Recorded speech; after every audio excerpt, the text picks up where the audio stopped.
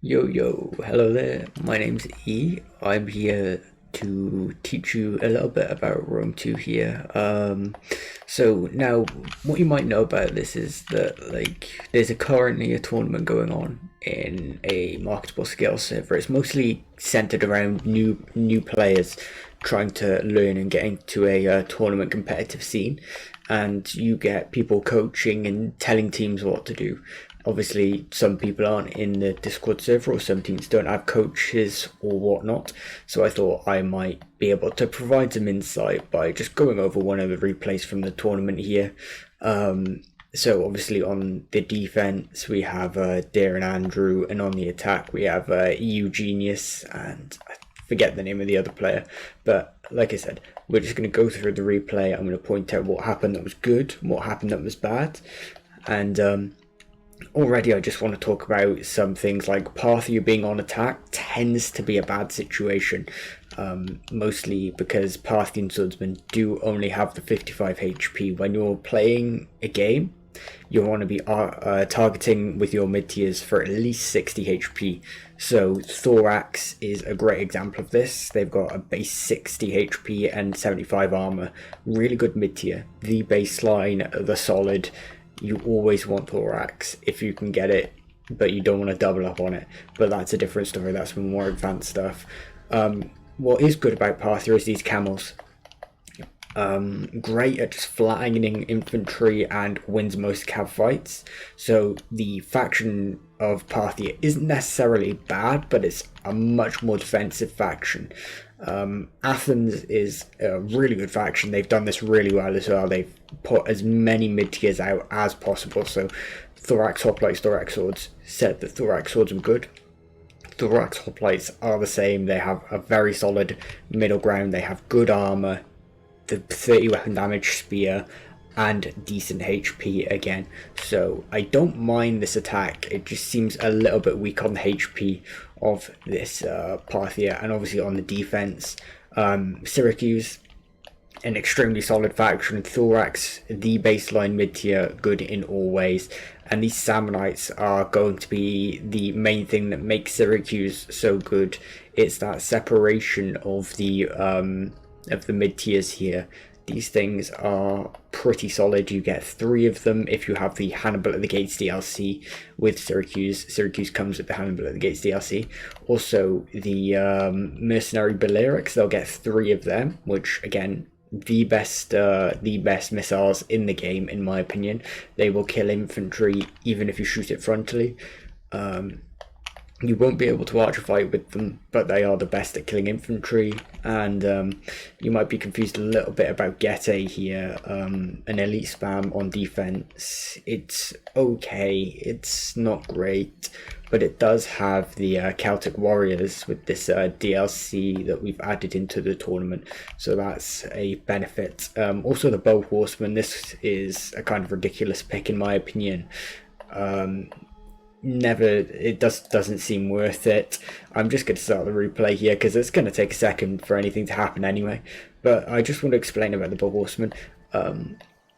Although it looks like they have good missile damage here, they have the 40 missile damage, which is the highest that you can get with a archer unit. Their armor is completely gone, so any slingers or any archers out there that lands a shot on this, it will flatten the unit immediately. And it is slower than the average horse, although it doesn't seem to affect in this situation, because obviously the camels will always be slower. That is a disadvantage. The Bow Horseman is quite an interesting unit. Mostly, if you're going to use this, you're going to want to use it for land battles. Decent heavy bowmen, quite good here. The archers and the nobles are the clear defining factors here for Gete to do anything. Now I'm just going to let them push this up a little bit here. So you might notice these 2 towers going ahead here. The reason these guys are going ahead is because they're going to push up against this tower. So obviously the arrow tower does fire arrows. Shock, surprise, I know. once they push these towers right up to this wall, they can put it right up to the edge here. So it's like basically inside the tower. The tower will just keep firing at the tower. The one tower will keep firing at the other towers, so that any units that are pushing up tortoise, like these over here, will not take any damage at all. Also, something to point out here, Carthage is an interesting map for this, so there's a couple things that you need to worry about when breaking the walls here. So there's 1, 2, 3 here. Hold on, let me turn this sound down. Holy that is so loud. So obviously you've got to make the triple breach here. 1, 2, 3. You can notice by the indents on the walls here, that's one wall up until that white. That's one wall up until that white, and that's another wall up until that white. Over here, the corner is a very important break. Corners are always the best to break because you basically get double the value for one taunt. Also, something to point out, if you do ever attack Carthage, never destroy this stairwell. It's never worth it because it just means that they can put like a slinger or a Thrails or something up here to just fire down at you, and you only have archers on the outside to be able to deal with it, and you just would like to have an infantry unit to be able to climb up here and just move down the wall, maybe neutralize that tower later. Who really knows what you want to do with it, but it's always better to just have that option open by keeping this up. Scorpion on defense, it's basically guaranteed value every time. If you get most of the time, if your unit gets hit with a scorpion bolt, it'll lose about 3 men per bolt. So a scorpion could break about 200 kills in a really good situation, but on average it gets around 120, I would assume, with a chevron. So it's basically, you're getting the money back every single time you take this, because you're easily getting the value out of that unit, much more value than you would get out of, say, a Celtic warrior or a Galatian sword. You're just getting, it's more likely that you're going to get the value. It's more guaranteed, if you get what I'm trying to say. So yeah, as you see here, this tower can't do anything. It's stuck firing at these guys. You can see the arrows just going straight into them. Really, really good, super useful. Something to bear in mind, it won't happen here because this is a replay and I did watch this game, I'm pretty sure, live. If your tower, say this tower is a little bit closer, if your tower is too close to the wall getting destroyed, your unit on the tower will die. So obviously you see here all the men survived, but if the tower was, say, here for example, about 80 of those thorax would have died just based on the wall collapse, because the way the wall collapses in this game is super buggy and it's just not, like, it's not really well fleshed out. Another thing to point out about the taunts is if you destroy 2 walls at the same time, like, you won't see it here because these walls are separate, but if they're too close together, so if they destroyed this wall and this wall at the same time, they would have glitched the walls. So when the walls collapse, like you see here, when that collapses, that can fall on to another taunt. So it can now, say there was a taunt here, that would destroy the taunt no matter the progress that it's at, and you will not be able to destroy that wall anymore, and you will have to use your artillery to finish that off if you even started breaking it. I see a couple of new players make that mistake. Be careful of that because it does make a big effect, losing 1 breach. Yeah, this breach would have been very important if they had decided to hold the walls here, but they do seem to just want to be holding for a deep hold. Also, something to point out, you don't always have to hold the wall, so you don't always have to press up. What the defense is doing here, that's quite good. Okay, so what the defense is doing here, that's quite good. Sorry, just got interrupted there. Is they're letting them inside. They're letting them inside, so this tower, they just accepted, you know what, we can't hold this. If we hold it too close, their slingers might get their value, their archers might get value just by shooting, just by getting inside, and they might just grind us down based on numbers. So let's let them inside. Let's hold this tower instead, because it's easier to defend. It's a smaller choke point, it's a smaller hold for the defenders here, and it's better for the slingers, as you can see going up on the wall here. The slingers are just going to be better up there. What they're doing here, these hillmen are going to try and take the peeler or throw some peeler themselves. Peeler is king in this game. If you get your peeler off, you're doing it right. And as you can see here, this thorax does not want to take any peeler at all. It does take a little bit, but obviously it's not too worrying. So a small unit like this costs 220 hillmen, super cheap, one of the best low tiers for price in the game. Obviously not good at killing, but for the price, a hillman isn't shabby at all.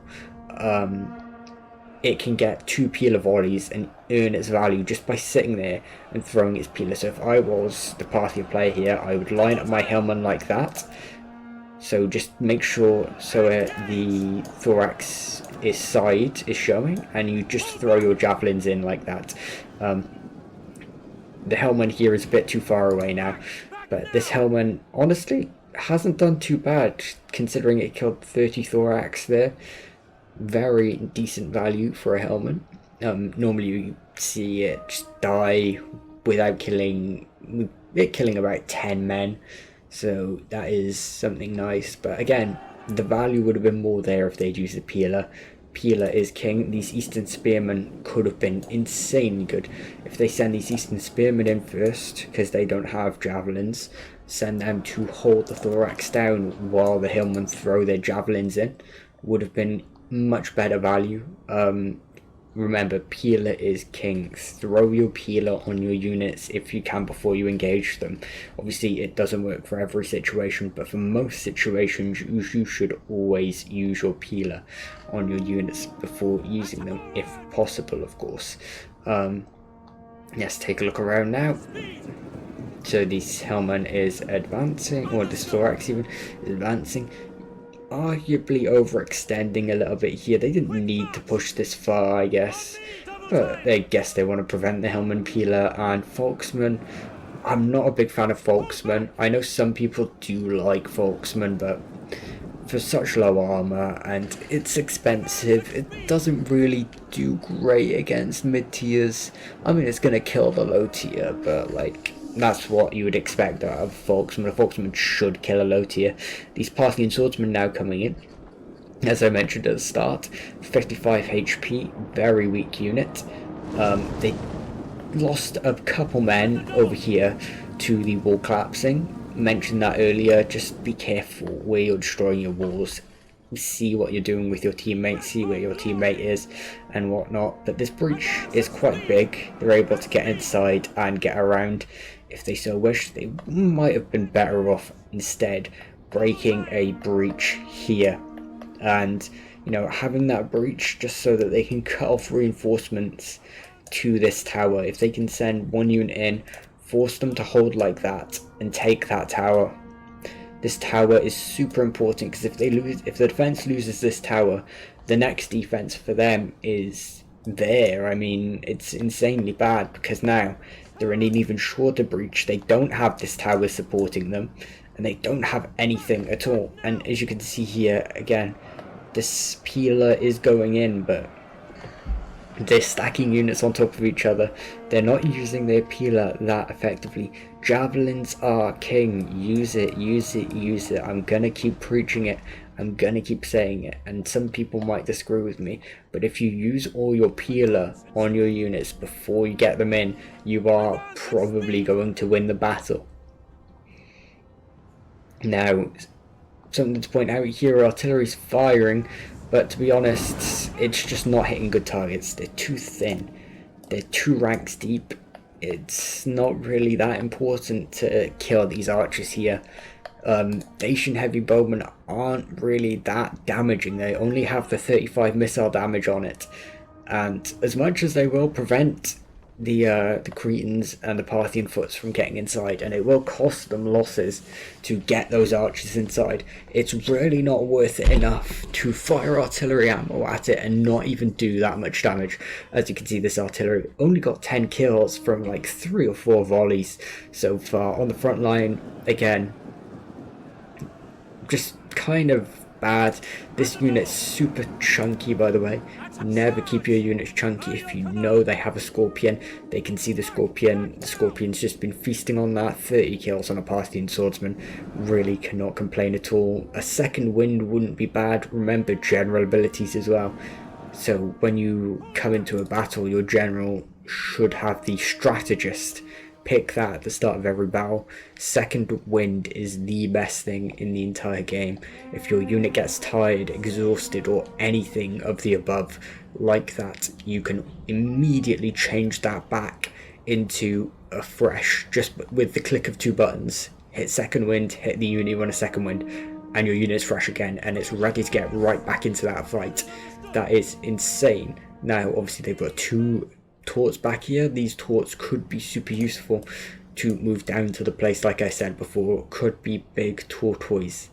Now they do just have Parthian swordsmen grinding on the front. Parthian swordsmen, again, only 55 HP. I'm not a fan of them grinding. They just don't seem that great at grinding for 55 HP, and the artillery just being a bit risky with where it fires as well, because friendly fire is important. You hit 1 ballista shot into the back of your Parthian swords, you lose about 8. That's kind of big for Parthia, you know. You don't want to lose any of them, and almost, but they do actually get the defense here. And as I said here, this is why you don't break this area. They do have slingers up on this wall. This slinger is just pelting down, and what can the defenders do about it? Well, what can the attackers do about it? Not really much. I mean, these archers could fire, but it's an awkward angle. Here we are, see, they're not even firing at them. Slinger switch. Again, it should be firing the slingers here, not really sure. I mean, the thorax are a unit that is kind of okay to shoot, I guess. Like, you shouldn't front dump a thorax, but I mean, if you have a lot of ammo, I guess you can. And this is a huge mistake here. Your archer's armor is super important. This Parthian foot has only 10 armor, and it's going in first. This Dacian heavy bowman should now just advance and pick it to shreds. Like, take that fight for your Dacia. You have 30 armor, and this guy only has 10. And he's just going in even deeper now. I mean, he is playing it extremely risky, and he's doing this all just to shoot Celtic warriors, by the way. 350 cost. Like, think of the value of a unit before you start shooting, before you start fighting. And this Scorpion also picking them apart, but let me get back to my point. Think of the cost of a unit. You're using 600 cost Cretans to fire into 350 cost 350 cost Celtics. Let's do the math here. 600 cost Cretan, 350 cost. We have about, what, be 250. There's a 250 difference there. Hypothetically, if you kill that unit and you use about half your ammo on a Cretan, you have 300 of value left in that Cretan. Is it really worth it? As an attacker, not really. You need that value to shoot something like a noble sword that has 128 to buy. You know, you have 128 cost on that unit, and a Cretan 600. And if you kill that noble with your Cretan, you have 680 value left. Or even if you just run out of ammo, you have 680 gained out of killing that noble sword with your Cretan. Over here, the Parthian swordsman pushing up into a pretty dismal position. There's just too many angles for the peeler to come in, and he does realize that. Yeah, never push the center on Carthage. It just, there's too many angles, no, just not worth it. Over here though, we do have the further advancement. Folksmen just cycling, Parthian swordsmen still not using their peeler. Thorax hoplites going in, but in a really awkward position. It's going to be super awkward for that Thorax to get supported. They need to kill this Folksman fast if they want to keep it there. Again, pushing the centre, they're just pushing into cycling Celtics. 25 charge bonus on this unit. You want to use every single bit of that charge bonus. You want to go in, get the other unit out, cycle again. 25 out, 25 out. You know, get that bonus. And again, the Parthian foot's only 10 armor, and they are just pressing that. They still have Cretans. The Cretans have 30 armor, and they're just sitting outside doing nothing. Think of the armor on your archers. This archer is going to get flattened, as you're about to see. These arrows will basically, anyone that lands will kill it, because it just is a flimsy archer. And as you can see, it's already dropping just really, really fast. Over here, the Parthian swordsman did end up getting value, but it's because it's killing Folksmen. I mean, Folksmen isn't great. The morale tank here is due to the archers. The archers dumping it makes it think that it's losing decisively, and that will tank the morale. Over here again, you can see the cycle over here. They are just getting that 25, 25, 25. Cycle, cycle, cycle, cycle. That's all they're doing. That is another fundamental play. Use your charge bonus. If your unit has good charge bonus, use it. You can't just sit around in a grind with a unit that has 25 charge bonus, that has 30 charge bonus, because you're never gonna get the value. It just doesn't make sense. Over here you see Parthian foots getting on the walls. It's just gonna make it even closer and easier to shoot for these archers. If these archers start shooting here, look at how condensed they are. It's just easier to shoot. That unit's going to die way faster. And the Balearics might actually tear them to shreds over here. These Balearics have a really good angle. This is where the attackers should start peeking out and start, you know, doing the damage here. And obviously the Payas Gen is going to prevent that. But these camels need to wake up and do stuff. The Bow Horseman is even more confusing now, because in the heat of the battle it's just kind of fallen asleep. It could just go out here, just even be a nuisance of just running around, just, you know, it doesn't even need to fire, it just needs to distract and micro. Because right now, like, look at these Celtics. He cycles these Celtics and the value they're getting is insane. I mean, as you can see, the XP bar there next to the kills, it's killed about 170 men, and the XP bar says that it's earned about 500 in value, because every 4 XP you gain a chevron, and a chevron equates to about 500 denarii worth of value on a unit. So it's killed about 500 cost worth of men. The unit itself costs 350. That is good value. 1 second.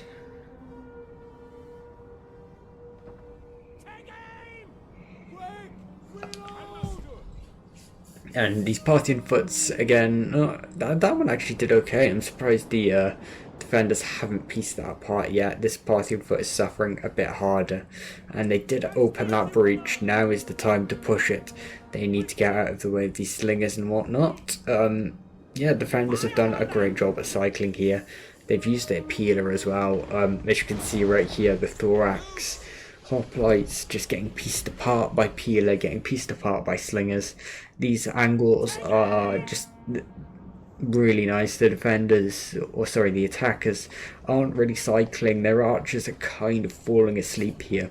You've got 2 Parthian swordsmen outside, or 2 Parthian foot archers outside here. You've got a Cretan and a Rhodian. The Rhodian you can't really do a lot with, but the Cretan is falling asleep out here. These 2 Cretans arguably being a bit inactive as well. They need to be doing something as this Parthian foot with 7 kills. You know, as you can see, Dacian bowmen just pick them apart. They have the armor, even though they do less damage. The armor makes it so they'll win that fight. And even though the Parthian foots here might try and kill this Dacian heavy bowman, these ones will win because, again, they're condensed on the wall. They're easier to hit, but they're out of ammo. As you can see here, they have their swords out. if a unit has its swords drawn, a missile unit has its swords drawn, that means it's used all of its ammo. And now that the Parthian foots have broken and out of ammo, now is not the time for the Cretans to come in, because I mean that just means that like you've lost the Parthian foots. They should have been in earlier. And over here, the cycling has paid off. Nearly 200 kills on the cheapest unit on the Dacian roster, basically. I'm not counting the Volksmen. And now the noble swords come in. This is going to be very hard to deal with. The best way to deal with an elite like that is to use your javelins, use your peeler, use everything. Now the attackers are doing something right here by cutting them off to the tower. Once this Celtic breaks, which, you know, that could be a potential flank on that Celtic to break it faster, they could just claim this tower for themselves. Claiming that tower would be a tide turning move, because that means instead of them getting shot the entire game, it will be the defenders. Although there is still a couple issues. I mean, this tour could be moving right now. Although one Cretan is in, I mean, they're just going to get outnumbered here by all the defending missiles as another Parthian foot comes in. Trample and second wind on the general, that's probably just misclicks. A battle rhythm though, good general ability use. Always use battle rhythm whenever you have it, always use second wind whenever you remember to. These archers here, they should just stack all of them in at once. These Cretans should be inside right now. Every missile, if you're going to attack with missiles, you need to fully commit, because doing something like this just means that the defenders who have less missiles than you in this situation have the chance to just, you know, piece you apart, and then when the second wave comes in, they'll have more again, and when the third wave comes in, you know, you need to do it all in one wave, just all 7 in one go, and then you'll have archer superiority and you'll drive them off. This is something that a couple of the new players make a mistake on. They tend to just, you know, send in their missiles and then, you know, either we win or we do enough damage that they're kind of worse off now. But it doesn't make sense, you know, you send them all in at once and guarantee the win. That would be so much better. Now over here on the walls, these slingers have just been a constant nuisance all game. This is something the defenders are doing really well again. I mean, just using their missiles on the walls are an effective tool. Always use the walls if you have them, because it just provides more damage. I'm pretty sure, like I can't say for certain that it's going to provide more damage, but it gives you a really safe place to shoot from close range, and the closer you are, the more accurate your shots are, you know, as logic dictates. Now obviously the Parthian player has used a lot of his mid-tiers here and has used a lot of his archers. It seems that Parthia has been a lot more active than Athens this game, and that's not knocking either of them. I just think the faction with more health could arguably just be better off going in first. So a advance from Athens first might have played off better for them, just because Parthia is a bit more fragile in that regard, and even though the noble swords might, you know, piece the Parthians apart, it's fine, you know, just live with it. This Hippeus is kind of eyeing up these Cretans here, but I don't think it's worth it. Especially these Cretans aren't really shooting anything insane right now. They're kind of hitting a taunt into a noble sword. It's not that great, to be honest with you. Again, I urge you to think about this game slightly mathematically almost. Look at the XP bar, look at the kills of your units, and think of the cost of your units before you start using them. Not everything is mathematical in this game, you know. You can't guarantee that, you know, a 1,000 cost to pay us isn't going to get 2,000 in value, or you can't guarantee that a 350 cost Celtic is going to get 700 in value, you know. But if you're playing this game and your unit is like archers especially, I would argue, if your unit of 600 cost to 400 cost is shooting a unit that's about 500, that's about 400, you tend to be just losing the ammo for where your infantry could just be doing better. Your infantry could just be saving that ammo for an elite, you know. your infantry will take the blows. They'll lose to the low tiers. Yeah, they might lose a bit more value on your infantry, but that's when your archers in the later game will be so much more effective.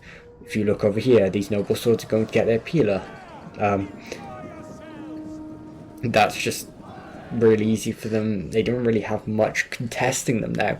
Again, pushing this middle, it's just suicide. There's not really a lot of room for reinforcements. There's not a lot of room for the archers to support, sadly. Over here, they are kind of just trying to grind against with noble swords. This isn't bad. The archers are getting more effective here, which isn't too bad. The effectivity of these archers doing quite bad, not bad. These slingers, I think they were too late to shoot them. I think shooting them was slightly a mistake, because like when it came time for them actually shooting them, they gained most of their value and used most of their ammo. A good thing to do in this game, if you can try and track the ammo of a unit, if you can try and track a unit, maybe look at a unit, say, you know, this slinger here, it's got about 70 kills, it's got about 3/4 of a chevron. It's probably used most of its ammo because its missile damage is low, obviously, and it's been firing into the front of units. You know, just, you know, think about it instead of like, you know, my god, that's a slinger, it can do a lot of damage. Think about it as, how much has this slinger been used, which slinger actually is it, and what is the value on it. You know, looking at the opposing values is one of the biggest indicators as to how you can tell how well you or your opponent is doing.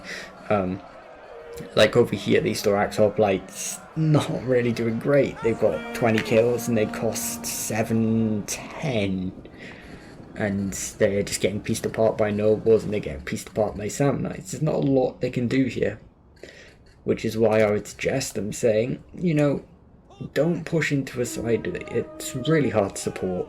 Send these guys down the right, just send them into a side that's supportable. You've got the archers over here, well, not because of the Balearic, but you've got your supporting infantry over here, your ability to support from the side, your ability to just scare any cavalry that might harass you, rather than, you know, push into a place where they have an insane amount of support.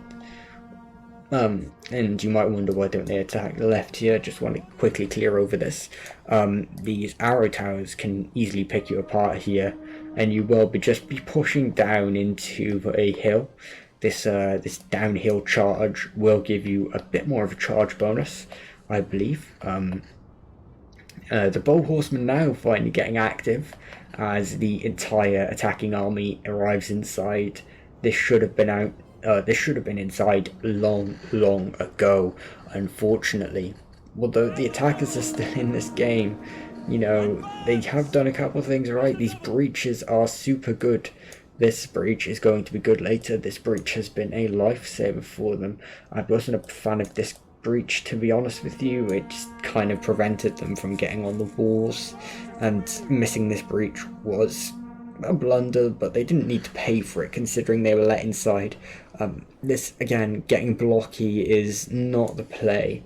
This Scorpion has been feasting this game, mentioned it earlier. 200 kills is really good value on a Scorpion, and they see it. I mean, this Scorpion has done an outstanding job as it's run out of ammo. You can see them running away from it now. Means that they are most likely out of ammo here. They did lose their Balearics over here, and, you know, do want to mention that as well.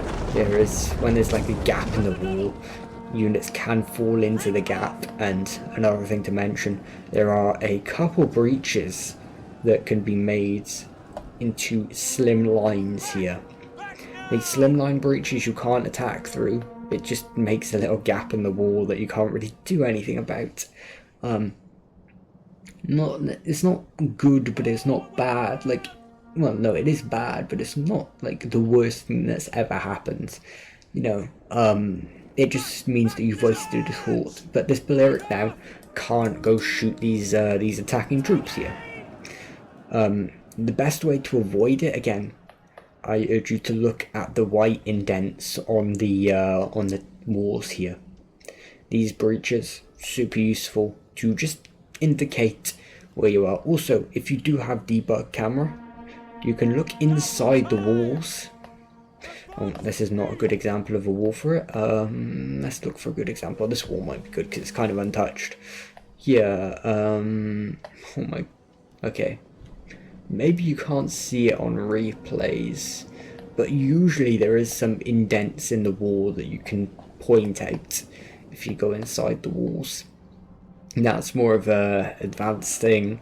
If you don't, I would argue that you should probably look at the white indents over anything. There is, yeah. Like you can see the white indent here indicates that it's only going to break down the middle of that wall, won't collapse.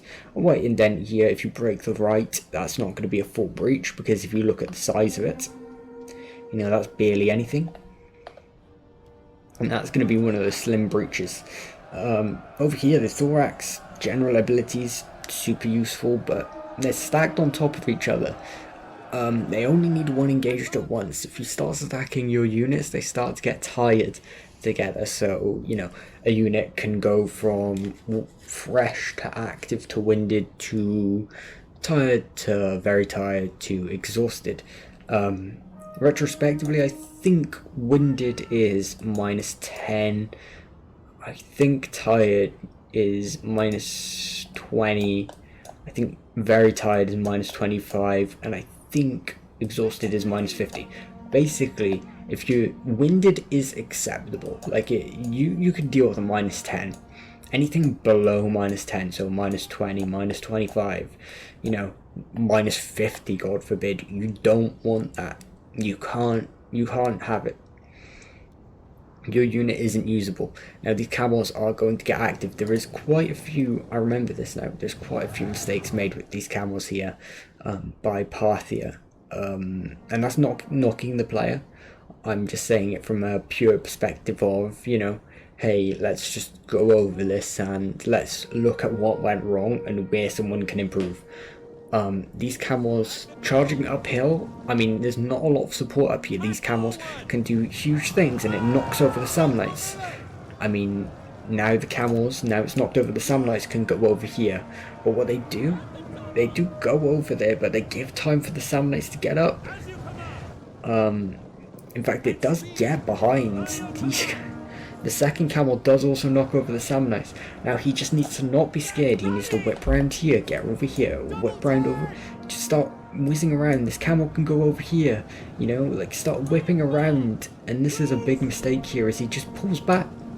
He just runs away, and it's just not, you know, you had such a good opportunity to just run through, just rampage through the lines here. But he got too scared, he got too, you know, passive. But you can't be passive with camels. That's just not possible. A huge mistake here for the defenders. This left is open wide, these camels. If they decided, you know what, let's go through the left. Bang, you know, game over. You can't defend that. The air camels are going to get back here faster. They're going to knock over anything that's trying to hold that. Or even if they do hold them, they can get all the way down and all the way around. They need to send this samnite over here. You always, when you're playing against camels, need to have something everywhere. And it sounds difficult to do. It sounds difficult to spread that thin. But it needs to be done in this situation. You have the infantry to do it. And it is possible. Over here, they're still grinding these same two thorax. You can see winded and fresh. Over here, these guys, again, inactive, haven't used their peeler. These guys, inactive, haven't used peeler. And something has happened. Oh, that's just probably a general under attack notification. Yep. Yeah, these royal cataphracts over here could just be inside right now. Could just force some pressure. This isn't like something too important that you need to worry about all the time. Is, you know, something you could think about is get this unit inside, because it's just going to scare the defenders that little bit more. They're going to maybe put that extra line here. They're going to put that samnite and that thorax here, you know. It's just going to make them think, second guess what's going to happen, because now these camels going outside, you know, you've just taken the pressure off, you've eased it. Now the defenders are like, you know, thinking, do we really need to hold this left? We have a bit more time to know when the camels are coming. They're going to come inside through the breach, and that's when we know the camels are coming. You know, it's just that thinking of, you know, just keep the mental gymnastics going almost. Think about what they're thinking, think about what you're thinking, and then just work off of it. Now obviously the attackers do get this tower, which is super useful, and somehow for some reason the tower is targeting the noble swords here, which is an insanely good target. The most expensive unit on the field for the defenders is just getting targeted, and the most important because it's the general of a faction that is barbarian in nature. Barbarian factions don't have disciplines. There's not a single barbarian faction that does have disciplines. Fun fact for you there. These Rhodians doing a good job actually. They are targeting these Balearics, and that is an insanely good angle here. If they do keep firing, that would be, oh yeah, that is really good by the attackers here. Slingers aren't really known for their missile fighting capabilities, but if you could find an angle for it, I don't see why you can't. And here's what I'm pointing out. You know, now he's coming in through the breach, but if he was already in the breach this entire time that he's using now to get inside the breach, these camels that are glitching inside of the torts, you know, you see these guys getting caught on the torts here. Wouldn't need to worry about that at all, and popping trample is not the smartest of ideas. When you look at a unit like a camel, you don't want to pop that, because although it boosts your charge bonus, you see 107 charge bonus, that's really good. You know, 107, that's insane. But it's not really the charge bonus that's doing the damage on a unit like a camel. And you might be wondering, what does do the damage then? Where is the damage coming from? I mean, the unit is certainly dropping, right? Yeah, the unit's dropping because the camels are such heavy. They're just so heavy in nature. So when CA made this game, they made camels that are armored the heaviest cavalry in the game. So it just hits harder and it knocks them over. So if a unit charges with horses, units fall onto the ground, and if they're on the ground, they're easier to kill or they're already dead. So you know, popping something like trample doesn't increase the amount of men that you knock down. In fact, it reduces it later, because as you can see here, this camel now, because it popped trample, and this camel here even, because it popped trample, is now very tired and exhausted respectively. So these units now have a minus like 30, 40, 25, I don't know, a huge reduction. And the second wind does come out, which is good, but it's still a huge reduction in the combat stats for that period that unit is either very tired or exhausted. So you really don't want to see that ever, from a perspective of a camel player. You want your camels to be fast, you want your camels to be able to kill, and if your camels are slow, they're not going to knock over people, they're not gonna be able to kill as heavy. You know, you might want, you know, as much as the charge bonus is kind of a bit useless, the melee attack stat is kind of useful. And now over here the grind has still been going. I mean, there's not really a lot to talk about here. The slinger actually is doing an outstanding job. Target that noble sword that's healthy. Yeah, with your slingers that are elite, always go for the most expensive unit, is a good rule of thumb. Unless you're looking at a unit that's like a Spartan that's like got 115 armor, I guess, like, you know, there's an exception or two in there. But generally a good rule of thumb is to just target the most expensive unit on the field. Now these camels are obviously getting themselves warmed up for another charge here. And again, pop of trample, just never really worth it. I mean, it does get an okay charge here. It does knock over quite a few, and it does get into those noble swords. These slingers are going to hit their own, but it's not a huge difference to be made. Yeah, I don't know, because these camels, again, popping trample, it's okay. I mean, go for it, I guess, but your unit's going to be exhausted, and as you can see here, the effects of this are just going to be shown. These camels are going to be a bit more tired when they're charging in, and they're going to do less damage than they were originally. Yeah, you see that, like, these camels are just not knocking over as many as they normally would here. So You know, if that unit's fresh, maybe a couple more nobles get knocked down, those nobles die, and on a unit like a general, those extra one or two could be the general, you know? The extra one or two men could be that general that you're looking for, and obviously the general kill is the most important kill on the entire army of any faction, barring maybe Rome, but even then Rome could use those general abilities on a general. Second wind is still really useful, battle rhythm is still really useful. Really, I know I'm cramming a lot of information into a video. It's quite a long video as well, might I add. So I do apologise in that regards. I just want to really dig into the important factors of this battle and some important things that you might not know. You could look at this video and say, I know everything. And that's great, you know, comment underneath and say this was useless information because, you know, I knew this all. That's all well and good, man, but I'm just trying to help the people that might not know this. So battle rhythm, again, like I said, general abilities, they are super useful. They're free, they're infinite technically, like obviously there's a cap on the amount of time in the battle, but you know, they're basically infinite. And you see here headhunt, so something that I harped on with these camels that are still good, one of them still exhausted by the way, is the trample, make sure unit exhausted. Headhunt does the same thing, but what I'm assuming the Getae player is going to do here is when this headhunt runs out, they're going to hit second wind with their general, which is why second wind is one of the most OP abilities in the game, because now you see the unit's very tired. You think combat stats, this camel's about to get inside by the way. I'm just going to quickly look at that, but the Hippeus is going to stop that. That Hippeus is going to destroy here. There's the second wind. That unit's now completely back up to normal combat stats.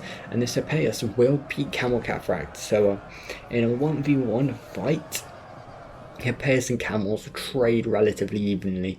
So as the Parthia player, you want to avoid this, especially with your exhausted camels.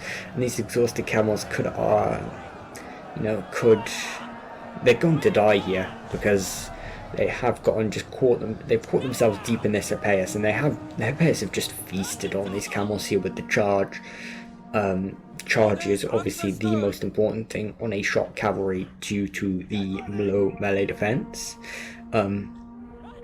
Barring a unit like Royal Cataphracts because of the insane armor and insane health, but you still always want that charge bonus no matter the situation.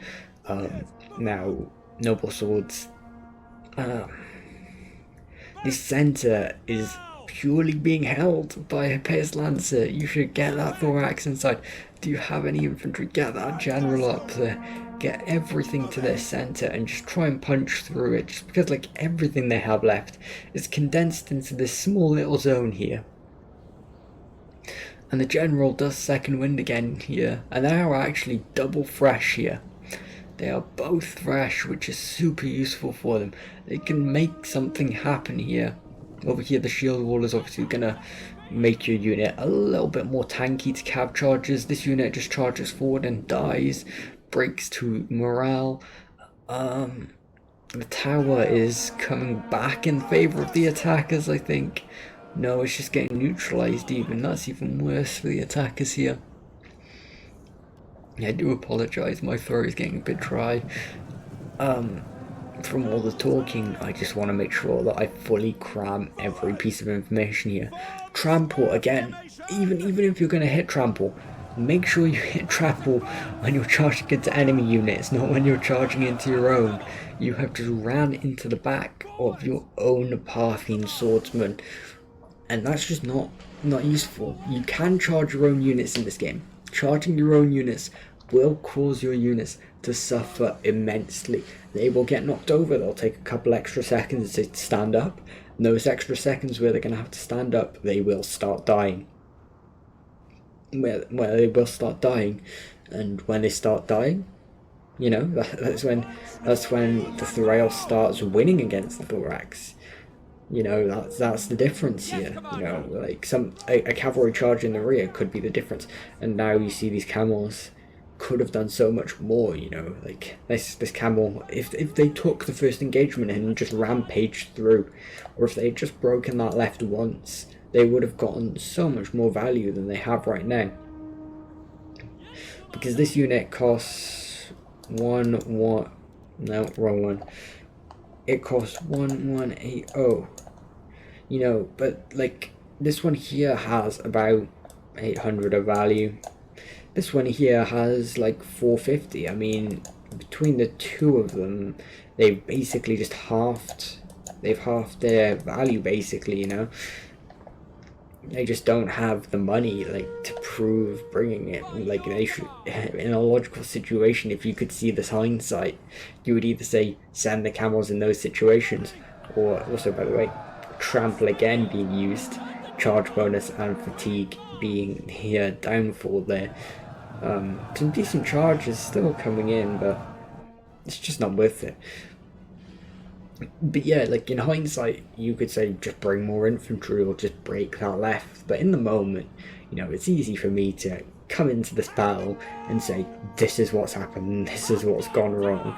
You know, in the situation, I'm just saying this.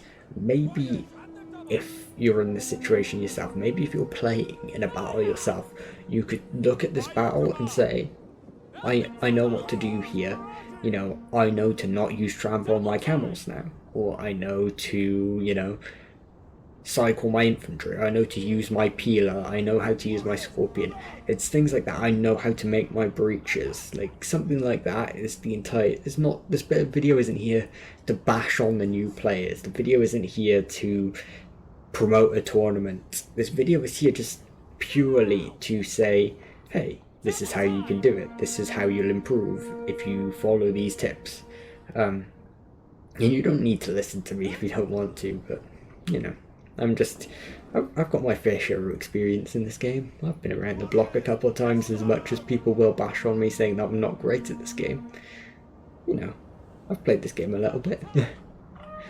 Now, over here, at this point in the battle, it's kind of hopeless for the attackers.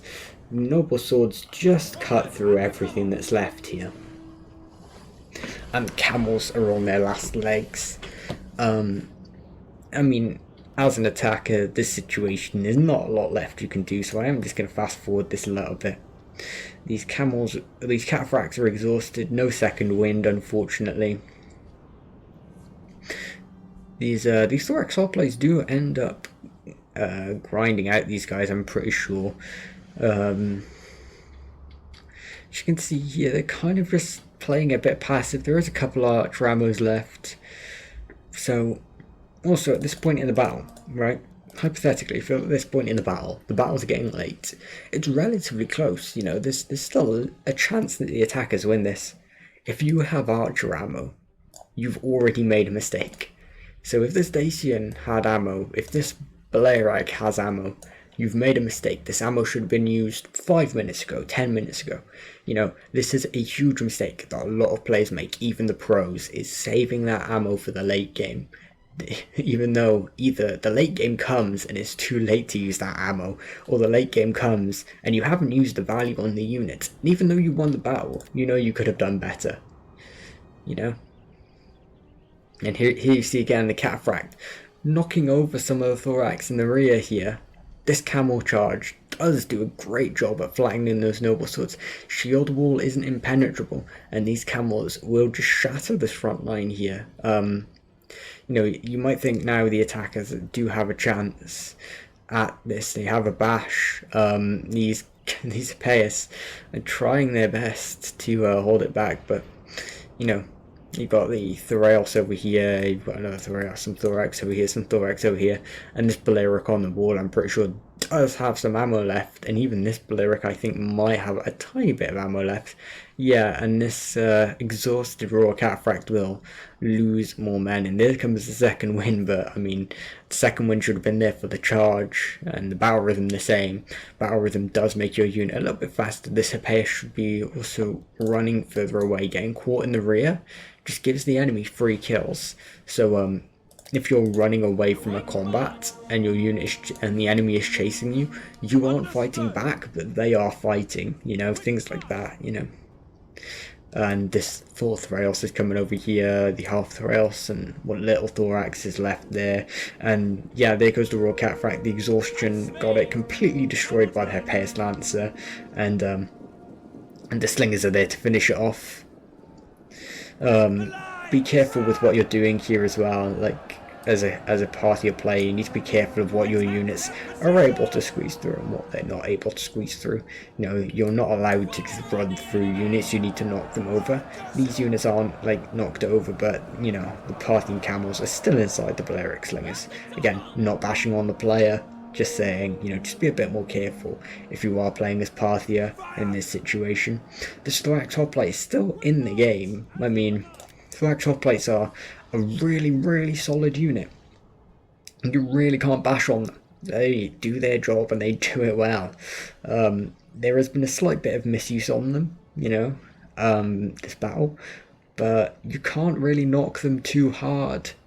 So coming into this battle, you know, you think there's a chance the attackers win this. They make 1 or 2 different moves, the attackers win this. And Thraos ammo at this point is just straight downright silly. I mean, why you'd still have Thraos ammo at this point in the battle is ridiculous. I mean, it's downright, you know, I think it's Deer playing this. Deer wouldn't mind me saying it's downright idiotic to have ammo this late into the battle, you know. And like, you know, if this ammo had been used earlier, maybe maybe this battle wouldn't have been that close, you know. And you might say it's Thraos ammo, you know, it's not that important, but you know, the battle could have been lost just by like 1 or 2 units breaking.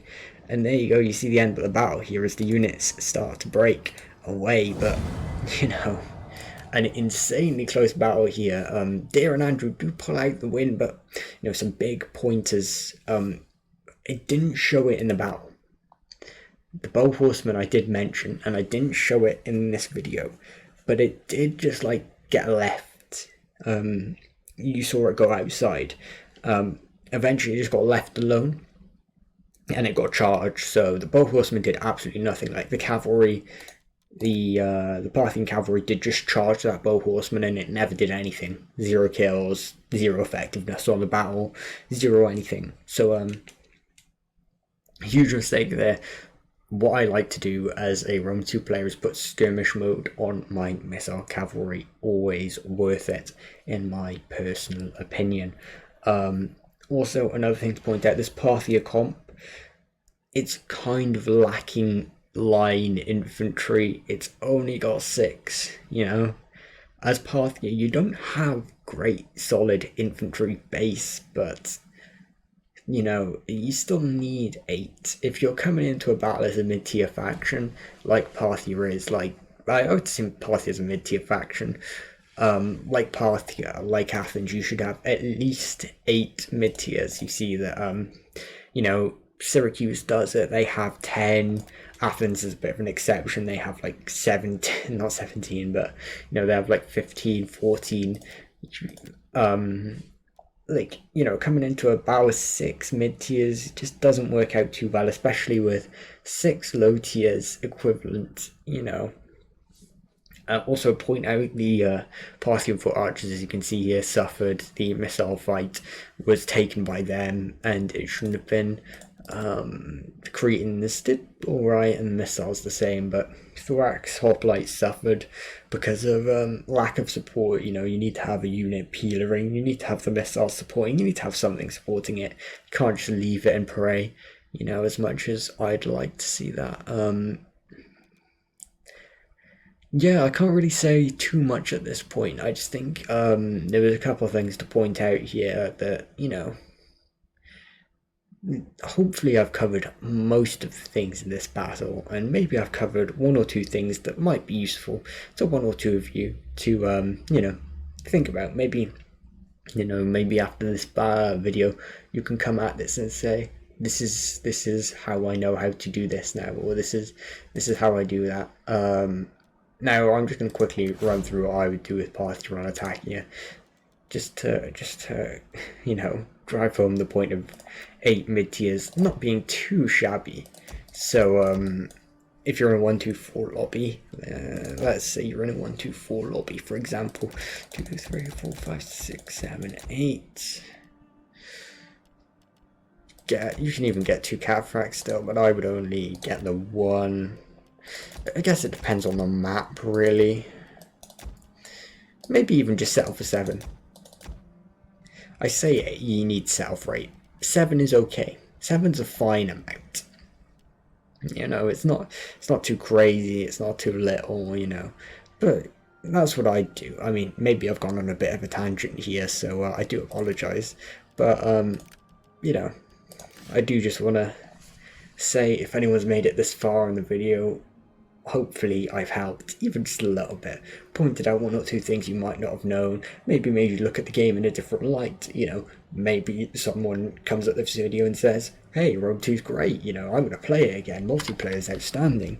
Yeah, I mean, that's all I've got to say for today, and hopefully this video doesn't come out too horribly bad.